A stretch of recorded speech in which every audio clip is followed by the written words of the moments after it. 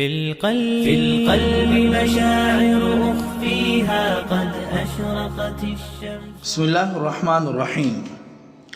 حلال جانوروں کے حرام اور مکروہ اجزاء. نمبر 1، بہتا خون. جانور کو ذبح کرنے کے بعد جو خون اس سے نکلتا ہے اس کو کسی بھی حالت میں استعمال کرنے کی شرعاً اجازت نہیں ہے.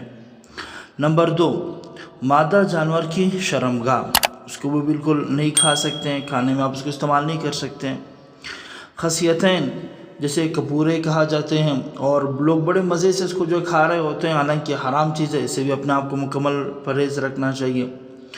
نمبر 4، غدود. غدود یہ کوئی خاص حصہ جز نہیں ہے، بلکہ یہ ایک طرح کی بیماری ہوتی ہے جانوروں میں، جس کی وجہ سے خون جو جم جاتا ہے گوشت کے اندر یا کھال کے اندر، پھر وہ ایسی گٹھلی کی سی صورت بن جاتی ہے.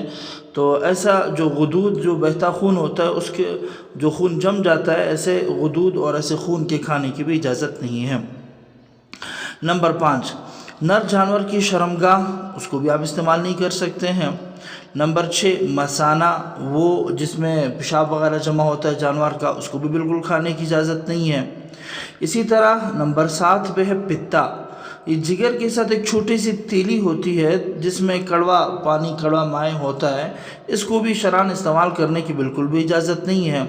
آخر میں ایک بات جو ہے فائدے کے لیے یہ بھی ہے کہ اوجڑی کھانا یہ بالکل جائز ہے اور آپ اس کو کھا سکتے ہیں.